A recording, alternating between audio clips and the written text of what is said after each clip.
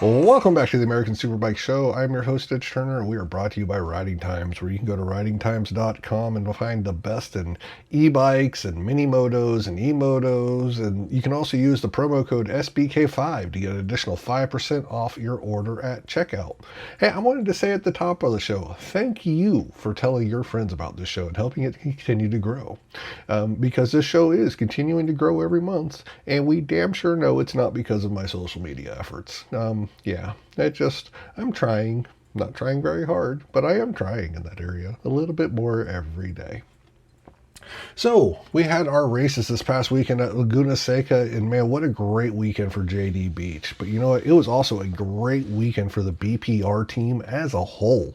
And that's going to be a little bit of a running theme as we go through this show, because they were able to, take the one podium and four top five finishes that they were able to get in Supersport from over the weekend. And then they added four wins in other classes throughout the weekend. So great weekend for BPR and JD Beach. We do have a little bit of news on the week before we get into our full-on recap, and that is that MotoAmerica is still in need of volunteers from Mid-Ohio. Why pay for a ticket when you can get in for free and get fed, because they do feed you. They need course marshals, they need grid marshals, tire control marshals, and hospitality volunteers, and you don't need to have any experience. Full training will be provided for you. There is an article on the front page of MotoAmerica.com, and in there is a link, and you can go and click on that link and get more information and register so that you can go out there and help make the series we love happen. I'll try to remember to also put the link in the show notes, but let's be honest, there's no guarantees it will actually be there. All right, our review of the Superbike weekend. Well, Cameron Peterson won pole on the weekend, and he was just about a 3/4 of a second off the track record. And right behind him, qualifying second, was JD Beach, just 0.086 seconds behind him. I think it also deserves mentioning that PJ Jacobson, Jason Uribe, and Loris Baz all rounded out the top five in qualifying, and they were all within 0.2 of a second of pole. That is a lot of riders bunched up at the front. In race one, PJ was able to get the whole shot, but JD Beach took the lead before the end of lap one, and the rest of the race was fairly processional. That is, at least until PJ crashed out of second place with about 3.5 laps to go. That was pretty disappointing, and I think the best thing you could probably say this time is that at least he didn't crash out of the lead.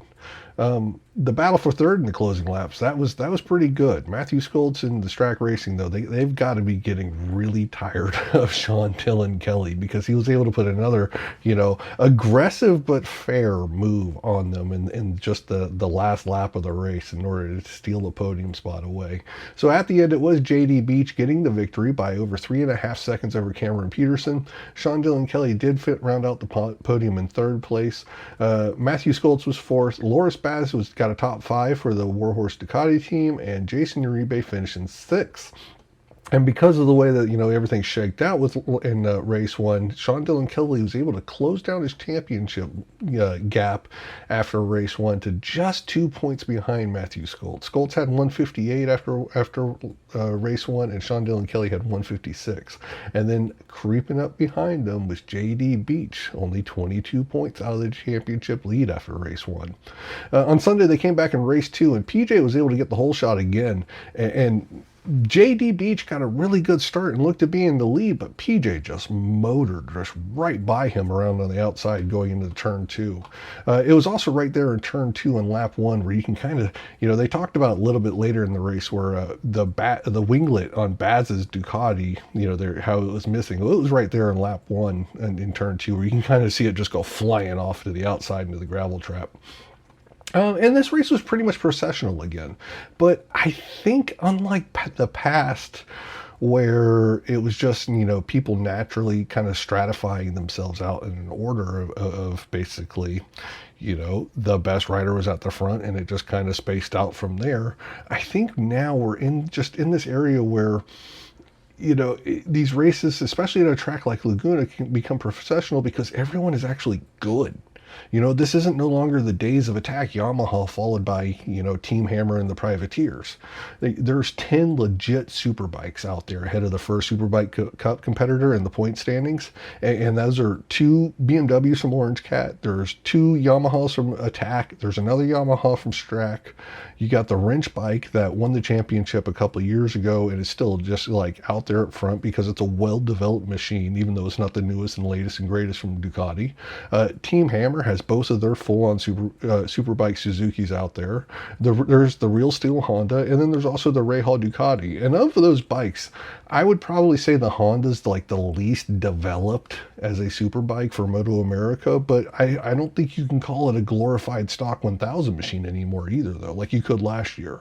We got just a lot of legit fast guys on legit fast bikes, and it makes passing on a narrow track like Laguna Seca a lot harder, especially when, it doesn't have a lot of those paved runoff areas like you see in a lot of European tracks. And I like that because I like how at these tracks in America, like Laguna Seca and Road America, how there's not this excessive paved runoff area, so that if you make a mistake, it's just a whoopsie and maybe a little time penalty if I cut a little too much.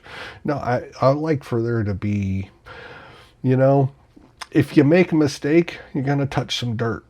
And I kind of feel like that's the way it should be. And so it makes it harder to pass. And I'm okay with that. Anyways, now I've sidetracked myself and we're only in race 2 of Superbike. A little past halfway in the race, of race 2, we had a big shake-up in the championship when Matthew Skolt's bike just stopped working and it came to a stop. And then 2 laps later after that, Sean Dillon Kelly was able to move himself up to 3rd again, and that helped increase his now championship lead. So at the end of the race 2, it was JD Beach won again for the 2nd day in a row, and this time it was just over 3.4 seconds over Cameron Peterson in 2nd place, with Sean Dillon Kelly in 3rd. However, in the race 2, PJ Jacobson was able to claim 4th position, with Bobby Fong in 5th and Loris Baz wrapping out the top 6. So now JD Beach and Matthew Skoltz are now tied with the most wins on the year because each of those riders have 3.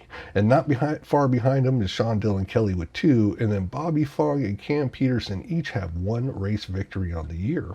JD Beach did say during one of his podium interviews on the weekend that nobody really truly considered him a threat for the championship before the season. And, he was right.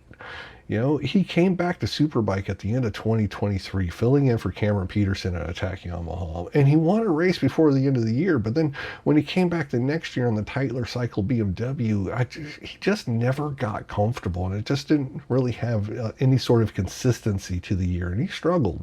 So in 2025, he came back on the Honda, and he started showing that classic JD form again because, the Honda has always been related, somewhat relatable to the Yamaha and the bike that he knew and that he loved.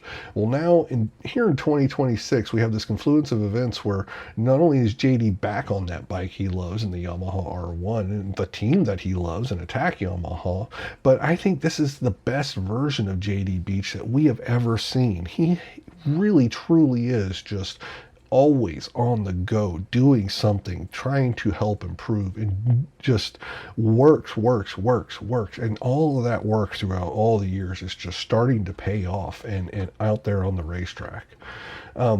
Before the weekend, I compared Bobby Fong's start to 2026 to his 2025 championship season start, where going into Laguna Seca last year, he had 117 points, whereas this year is 106. And I was trying to make the comparison that, like, if he goes on another run again, like, he could easily be in the championship lead. Well, I should have been doing that for JD Beach because he came into the weekend already ahead of his teammate in points with 111, only 6 off of where Bobby Fong was at this point last year. And it's not unfeasible to think that JD can continue to go on this kind of run. I know he said in the post-race interview he's going to take it race by race, don't want to get ahead of himself, and that's all very smart and great things for him to do. But I don't have to do that. I'm allowed to wildly speculate. As a matter of fact, that is why you're listening. Because so we have this where he's just swept the weekend at Laguna Seca, and he's battling for the championship lead. The next round we're going to is Mid-Ohio. Last year, JD Beach put a stock 1000 bike on the Superbike podium at that track. And when you would continue on from there, VIR, that's another track where JD Beach has always consistently done well. We end the season at New Jersey. That's, before this year started, that was the last place JD Beach had a Superbike win. Like, things are setting up very nicely that we could possibly have Superbike champion JD Beach. And I am all here for it because that dude is just an amazing human being. So our points leaving Laguna Seca. In first place all alone is Sean Dillon Kelly. He's got 172 points, and then 11 behind him now is JD Beach with 161. Matthew Skoltz, his DNF on Sunday, man, it really knocked him down. He fell all the way to third place in points out of the lead, and he is now 14 out of the championship lead. So you got those three riders there. That is one hell of a knockdown, drag out fight for the championship with 1, 2, 3, 4 rounds to go left in the championship season. In fourth and fifth place, you have Bobby Fong and Cameron Peterson. Those two are 46 points and 56 points out of the championship lead, respectively. It's not mathematically impossible. However, you got to admit it's looking a lot less likely at this point that either one of those two are going to be able to overcome all three of the riders in front of them without some sort of drastic things happening out there on the racetrack. And then rounding out the top 6 in points is Richie Escalante with 72. In Superbike Cup, Dion Campbell, he won both of the Superbike Cup races of the weekend, and they were his second and third wins on the year. And that's part of our theme of this show about the great weekend for BPR, because those are 2 of the 4 victories that they were able to pull off over the weekend. Andrew Lee, he had a Saturday to forget. He crashed twice during the race, got a DNF, and just all around just a miserable day. But you know what? He also still has a championship lead leaving Laguna Seca, and it's going to allow him to forget that day easily. Because coming out of Laguna Seca with the points with Andrew Lee is all out in front alone. He has 215. Second place is Carl Soltis, and he is 140. So he's a full 75 points behind Andrew Lee in the championship.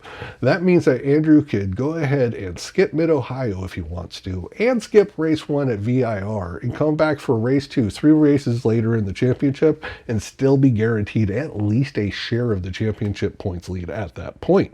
So he's, sitting pretty good. Dion Campbell's in third place, just 10 points just 5 points behind Carl Soltis with 135. Danilo Lewis is in fourth, Zachary Schumacher's in fifth, and Alex Dumas rounds out the top 6 in this Superbike Cup points. Moving on to Supersport, Darren Bender won the pole for the weekend, and he did so by just barely beating out Josh Herron by 0.08 of a second. And in the Supersport standings, the top 7 were all qualified within 1 second of the pole. So that's pretty impressive, little grouping there at the front. In race 1, Darren Bender was able to get the whole shot, and Tyler Scott got a good start, falling in right behind Darren Bender. But then, unfortunately, his weekend just went completely downhill from there. Josh Herron was able to get by Ty Scott on lap 2, and then Kayla got by a little bit later, and then Ty Scott crashed, which he's, I don't know what kind of damning fate praise this is, but he's like the best at getting his bike back up and going again, and he was still able to finish in the points in 12th. And then on Sunday, they came back and just had bike issues early right off the start, and put him a couple of laps down before he ultimately had to retire later in the race.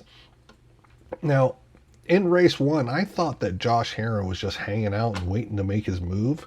But then with about 5 laps to go, Darren Bender just drove away all by himself. After the race, Herron was commenting in his interview that, he was starting to struggle with grip a lot. And I think he said he was losing the front. And he just decided to bring it home. And that's... Though that is the kind of move of a veteran who has won a couple of championships within the last couple of years, realizing that he just needs to bring his bike home in the spot that he can get. So Darren Bender was able to get the win by a little over 2.3 seconds over Josh Herron. Kayla Yakov held off a mid-race challenge from Josh Hayes to earn the last step on the podium, so those two finished third and fourth. Brendan Kettleson got a top 5 for BPR, another good day for BPR with the 4th and 5th, and Alessandro Di Mario was in the top 6. In race 2 was like to me, the first thing I thought of after the green, when the lights went out and the race went green, it was like a hockey game. One of those hockey games where the ref throws does the puck drop to start the game, and neither team even pretends to hockey, and they just throw their shit down and start fighting with each other. That's what race 2 was like for me. It was also kind of like, in that movie The Matrix, when Neo and Morpheus had their first little sparring session in that little computer room, and everyone was just gathering around to watch. That was race 2 with Josh Herrin and Darren Bender. And Herrin said after the race that he knew he had to run his race his way. And when you look at the results, I'd say he was right. Kayla Yakov unfortunately had an off early in race 2, and it brought her weekend to a close. But Alessandro Di Mario, he's had a little bit of rougher time than I think he was expecting to begin the year here in his first season of Supersport. But now we're getting to the point, I think, now with midway through the year in the second half of the season, we're going to start seeing a lot of his early season lessons pay off. And in race 1, he's able to steadily work his way up to the field during the races during this weekend. And in race 2, he got his first Supersport podium. And I am very sure that there's going to be a lot more to come with those. Darren Bender, he had a couple of really bad events that happened back-to-back mid-race. First, he went way off-road in the corkscrew. Seriously, never seen anyone go that far off the track at that point and not fall.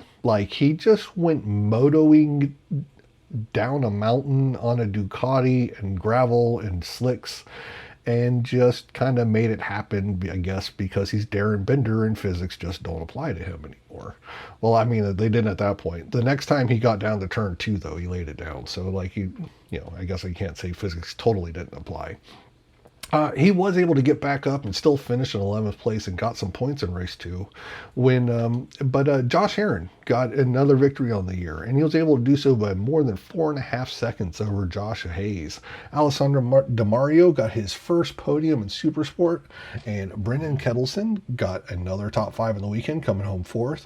Dominic Doyle was able to work his way up into 5th, and Blake Davis rounded out 4 Yamahas in the top 6 for the weekend. So going back to that theme of this show, it was a great weekend for BPR. Josh Hayes had a 4th on Saturday, followed by a 2nd place on the podium on Sunday, while Brendan Kettleson had 2 top 5s of his own, going 5th place on Saturday and 4th place on Sunday. Now our points for Supersport. Leaving Laguna Seca, Darren Bender is still out in front. He's got 223 points now, but Josh Herrin is just creeping up behind him a little bit more. He's only 9 points behind him now with 214. Coming into the weekend, that gap was more like 24. And coming into the Ridge, it was more like 30-something. So Josh Herrin has been closing down that gap to Darren Bender little by little each weekend. 3rd place in points is Kayla Yakov, and 4th is Tyler Scott, 2 points behind her.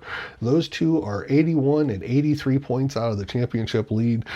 Probably not gonna, have much of a real shot at a championship from this point forward. But slowly creeping up behind them, though, they can fall, because Blake Davis in 5th and Josh Hayes in 6th place, they have 113 and 112 points respectively. They're only, a good 27, 28 points behind the 2 riders in 3rd and 4th. So it's not infeasible that, it's not out of the realm of possibilities that they can be caught. Moving on to Talent Cup, Nathan Gauker put it on pole by just over 1/10 of a second, and in front of Jake Page, Kenzie Matsudaira rounded out the front row, and I mentioned him because he was also within a second of Nathan Gauker. In race 1, Jake Page was able to get the whole shot, and throughout the race, we had a bit of a return to that same 4-rider group that was at the front in the first race when we started the year at COTA for this class. They got a little strung out during the race, but they all closed back up together by the end. And Nathan Gauker and Kenzai Matsudaira, they never do really get far away from each other, though, and they swapped the lead a few times during the race. On the last lap, Gallagher pressed just a little too hard going into turn 5 and ended up with the bike on top of his shoulder and just, I don't think he was able to get up on his own, and that brought out the red flag. Kenzie Matsudaira got the victory after the red flag came out on the last lap. It was Jake Page credited with second place, Sam Drain rounding out the podium in third, and then Sawyer Lafayette fourth, Derek Sanchez fifth, and Reese Frankenfeld in the top 6. In race 2, Jake Page was able to get the whole shot again, and the same 4 ran away at the front, but this time Derek Sanchez went with them in 5th place. Unfortunately, that only lasted a few laps before Derek Sanchez's bike decided to just, have it or call it an early day. Gallagher also, he developed some sort of issue later in the race, but he was able to nurse it across the line in 4th. Kenzie Matsudaira got his second win on the weekend, and this time he was followed by Sam Drain with Jake Page in 3rd place. And as I said before, Nathan Gallagher finished in 4th with Sawyer Lafayette in 5th and Reese Frankenfeld in 6th. So leaving Laguna Seca, the point standings for Talent Cup, Kenzie Matsudaira is now all alone in 1st place with 217 points. Nathan Gallagher's 23 points behind with 194. So still a close battle there with the front 2. And Jake Page is in 3rd with 150. Sam Drain's in 4th. Reese Frankenfeld is in 5th place. And Derek Sanchez is in 6th place with points. Now, this is the only class that participated this past weekend that's not also going to run at Mid-Ohio. So these guys are going to take a little bit of a break now, and they're not going to return until MotoAmerica visits Virginia International Raceway August 14th to the 16th. King of the Baggers, Kyle Wyman, he won pole. I think that was his first pole of the year. Hayden Gillum rode off a bike early in the weekend, and then that just kind of set him and the team off on the back foot, and he was only able to qualify in 6th place. In race 1, Troy Herfoss was able to get the whole shot, but Bradley Smith was able to get by him on lap 2, and the race was pretty processional outside of that, except for Hayden Gillum. He worked his way up to 3rd place from 5th over the last half of the race. Bradley Smith was able to get his first win in King of the Baggers, and he was followed home by Troy Herfoss by a little over 4.6 seconds behind him. Hayden Gillum was in 3rd. Tyler O'Hara was in 4th place in race 1, while Kyle Wyman wrapped up the top 5, and James Rispoli was in 6th. Now, the emission challenge was held on Sunday morning. The reason why is oil got put down on the track in Q2 during the Baggers final qualifying, and the cleanup for that just necessitated the delay in pushing it back to Sunday morning. But that was won by Kyle Wyman that morning after the morning warm-up over Bradley Smith by just over 0.3 seconds, while Gillum was 0.8 seconds behind in 3rd. So Kyle Wyman got his first $5,000 check of the year from a challenge victory. In race 2, he also got another hole shot from pole, and he held on to it for his first win of 2026. It was for the most part another processional race though, but because the riders didn't change for the most part after the start. It wasn't processional for Hayden Gillum though. He set a new race lap record with 5 laps to go, and then immediately laid it down in turn 2. He was able to get it back up and going and still score some points, but without an air cleaner, which seeing that thing with that big open hole for the intake of the motor just laying down in that desert dirt, just like I really questioned whether or not it was going to make it to the end, because you can only imagine how much just little bits of dirt and debris and pebbles and rocks got up in there, and you start thinking in your head about how those intake passages, and you think about the shape and the size of them, and just start thinking about how far can that sand really go, because I'm sure it can cause some issues over time. But he was able to make it home to the end of the race.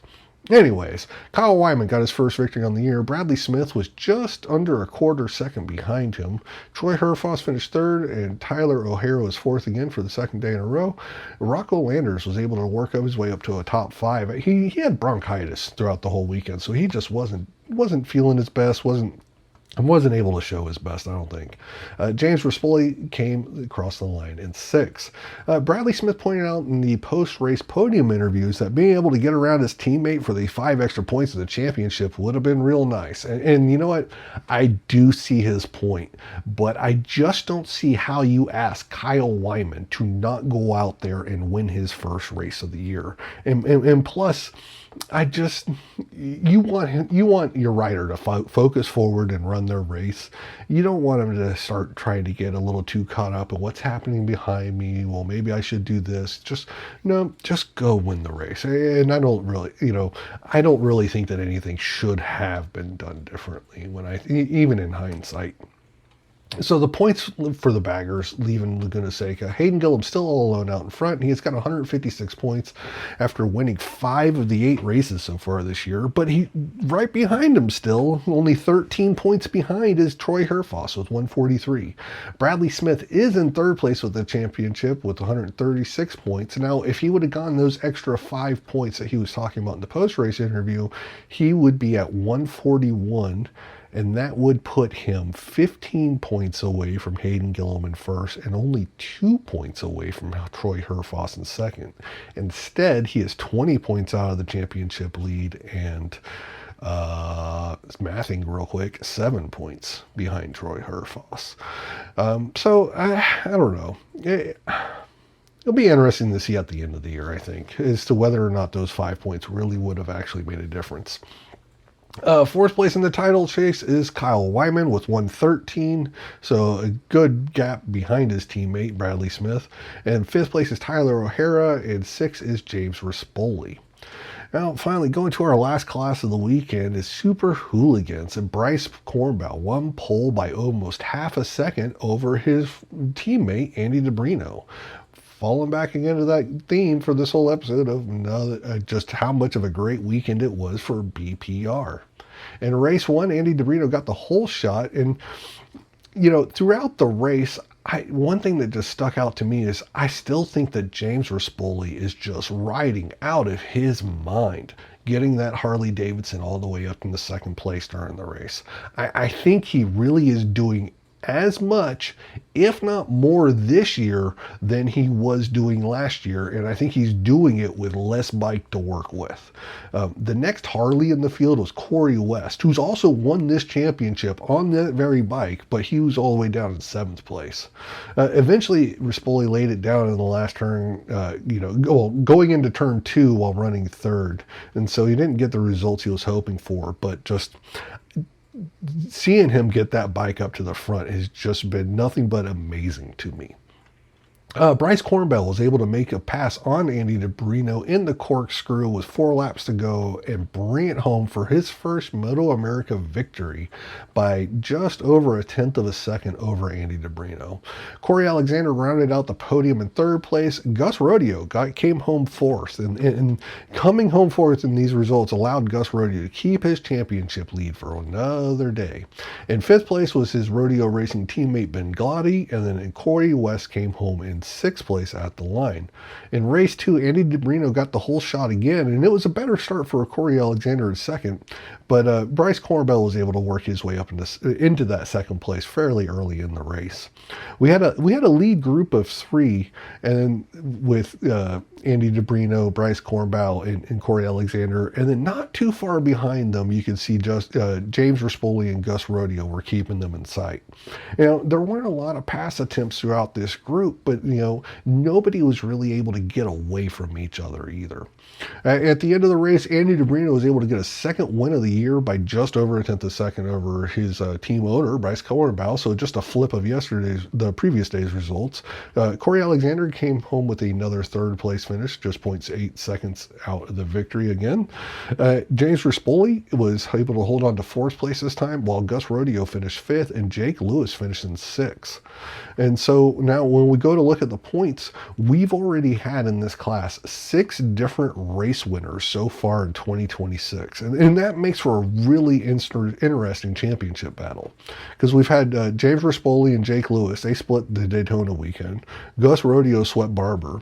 Corey Alexander won the first race at the Ridge, while Andy DeBrino won race 2. And then race 2 at both the Ridge and Laguna, while Bryce Cornbell won race 1 at Laguna. So the only two riders with 2 wins are Andy DeBrino and Gus Rodeo. In the points, DeBrino's out in front alone, though. He's got 123, while his team owner Bryce Cornbow is right behind him, just 5 points behind with 118. Only 1 point further back from that is third place Gus Rodeo with 116, 6 points out of the championship lead, while hot on his heels is James Rispoli with 104. Corey Alexander is in the top 5 with 86 points now, and Robertino Pietro still holds 6th place with 84 points. Finishing up our weekend, our theme of a great weekend for BPR. That's a 1-2 in both Super Hooligan races for the team. Outstanding finishes. Looking at our sanctions from the weekend, we had a total of 22 sanctions that were handed out. 9 of them were for speeding on pit lane, which is just a little simple cash fine. And then, a lot of the other ones were just simple little things too. Like 3 of them were for like missing safety wire on pieces of the bike. And 3 of them were just for like, the whole race link data transfer thing not working. And that's just a kind of like a written notification. It's not really like a punishment. There were a couple of riders, though, who did get penalty points on the weekend. James Rispoli received 1 penalty point for not having the oil fill safety wired on his bike, and Kyle Wyman received 2 penalty points for laying oil down on the track in Q2. The oil down on the track that ended up postponing the challenge race and going into the lunch break and everything, it came from Kyle Wyman's bike. So he was assessed 2 penalty points for that. Those points remain on your record for 12 months, and if you acquire 4, you have to start the next race from the last grid spot in the field. So that's a look back at all the action that happened at Laguna Seca. We will have a show next week. I'm not going to lie, it's probably going to be some more 5 question stuff because I just have a bunch of it saved up and ready to go, and so I might as well use it. But I'm sure there will also be some sort of other news and stuff that we can talk about as well. Until then, just take care of each other.